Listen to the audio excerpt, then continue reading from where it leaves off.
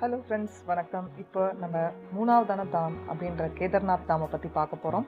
கேதார்நாத் தான் வந்து இருக்கிறதுலே வந்து நம்ம எல்லா தாம்லையும் பார்த்தீங்கன்னா ஒரு பயங்கர ஒரு நல்ல ஒரு உணர்வை ஏற்படுத்தின தாம் எனக்கு பர்சனலாக.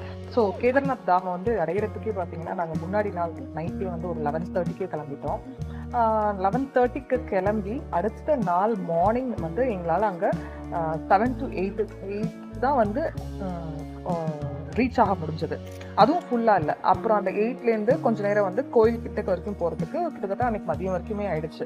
ஸோ அதனால் அங்கே கேதார்நாத் பிளான் பண்ணுறவங்க எல்லாமே ஒரு நாள் ஹால்ட் பண்ணிவிட்டு அடுத்த நாள் இறங்குற மாதிரி பிளான் பண்ணலாம். இந்த மாதிரி பிட்டுவில் இந்த மாதிரி முதுகில் கேரி பண்ணிட்டு போகிறவங்க நிறைய பேர் இருக்காங்க. குதிரை, அதுக்கப்புறம் வந்து 4 பேர் தூக்கிட்டு வந்து பல்லக்கு மாதிரி போகிறவங்களும் இருக்காங்க.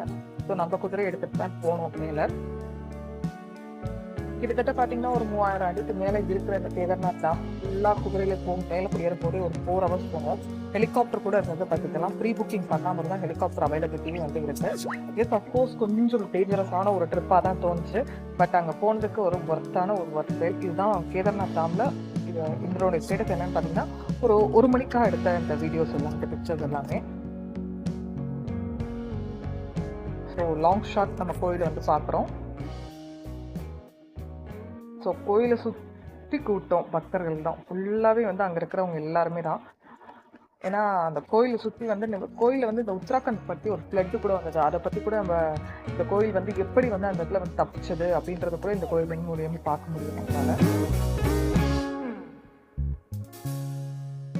ஸோ நீங்கள் பின்னாடி ஒரு கல் பார்க்குறீங்கல்ல, அந்த கல் தான் அது இந்த கோயிலை காப்பாற்றுனதுக்கான ஒரு பெரிய ஒரு விஷயமே. இந்த கோவில் வந்து ஏன் இந்த ஃப்ளட் வந்துச்சுன்னா, இங்கே ஒரு துர்கை கோவில் இருக்குது இந்த தண்ணியில்.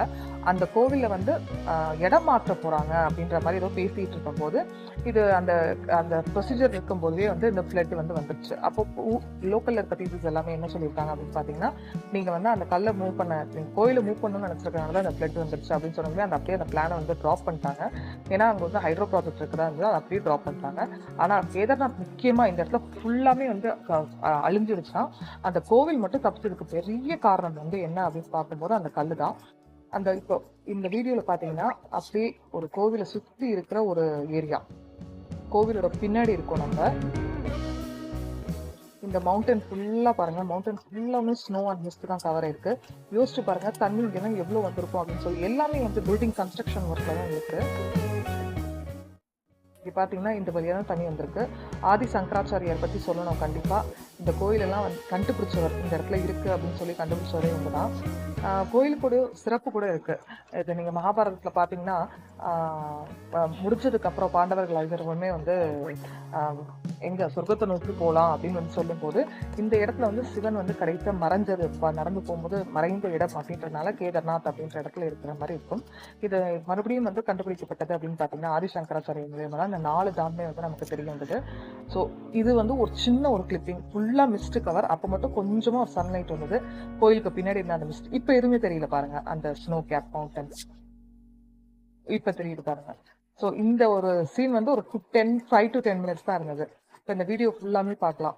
அந்த ஸ்னோ கேப் மவுண்டன் அதுலேருந்து கிளேஷியர் இது பனி கரைஞ்சு நம்ம அங்கே கிடைக்கிற ரிவர் கூட பார்க்க முடியும். மந்தாகினி ரிவர் அப்படின்றத பார்க்க முடியும். இந்த மந்தாகினி ரிவர் வந்து கீழே வரைக்குமே வரும்.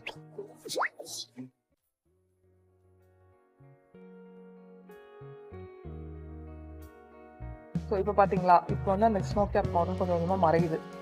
ஸோ இந்த மாதிரி நிறைய பேர் 10 ஸ்டேல கூட இருக்காங்க. பட் நல்லா வந்து உடம்பு நல்லா இருந்தது அப்படின்னா 10 ஸ்டே இருந்தால். ஸோ இதுதான் மந்தாகினி ரிவர், அப்படியே வந்து மெல்ட் ஆகி வர ரிவர்.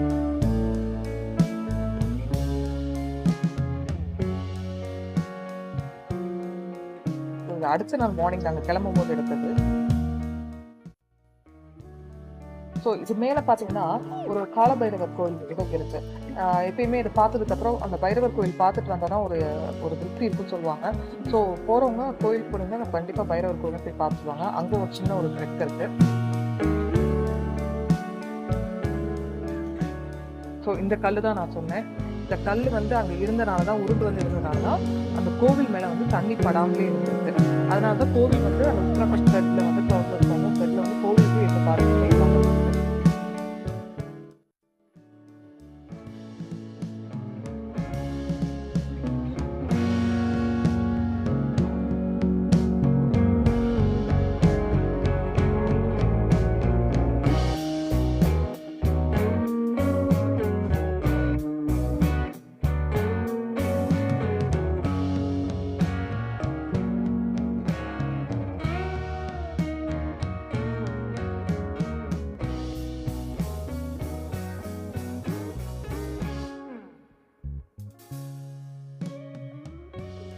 இந்த கோவில் நல்லா பார்த்துக்கோங்க.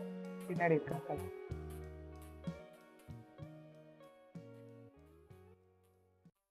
ஏன் இதை இவ்வளோ இதாக சொல்கிறேன் அப்படின்னா, இவ்வளோ ஆண்டு காலங்களாக இந்த கோவில் இருக்கு. ஸோ இவ்வளோ ஒரு கிளவுட் பர்ஸ்ட்லையும் வந்து கோவிலுக்கு எதுவுமே ஆகாமல் இருந்தது அப்படின்றது ரொம்ப ஆச்சரியத்தக்க விஷயம். அங்கே இருக்கவங்க எல்லாருமே அப்படின்னு சொல்லுவாங்க. ஸோ அதுதான் ஒரு ஒரு 1.5 கிலோமீட்டர்ஸ் இருக்குங்க நீங்கள் மேலே போனதுமே. அங்கேருந்து அங்கே இருக்கிறது வந்து ஹை ஸ்டீப்பு.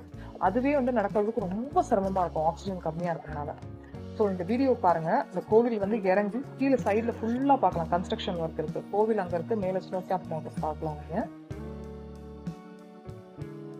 இந்த மாதிரி சின்ன சின்ன ஹோட்டல்ஸ் தான் வந்து இருக்கு. பாருங்க ஃபுல்லாவே இப்பதான் கன்ஸ்ட்ரக்ஷன் ஒர்க் மறுபடியும் போயிட்டு இருக்கு. அந்த ஃபிளட்டுக்கு அப்புறம் இவ்வளோ நாள் கழிச்சு வந்து அது நீங்க அங்க தண்ணி பார்க்கலாம். அந்த கிளேஷியர்ஸ் மெல்ட் ஆகி தண்ணி வந்துட்டு இருக்கு. ரிவர்ல போய் சேராது. இதுதான் கோயிலோட எண்ட் ஓம் அப்படின்றது இருக்கு பாத்தீங்களா, அதுதான். பட் பார்த்துக்கோங்க கன்ஸ்ட்ரக்ஷன்லாம் எப்படி நடக்குது அப்படின்றத பாருங்க. ஸோ அந்த அளவுக்கு வந்து யூஸ் பண்ண முடியாம இருந்த கோயிலே இப்போ வந்து எல்லாருமே வந்து போயிட்டு இருக்கோம் அந்த ஃபிளட்டுக்கு அப்புறம். ஸோ அதனால ரெய்னி சீசன்லாம் அவாய்ட் பண்றது ரொம்ப நல்லது.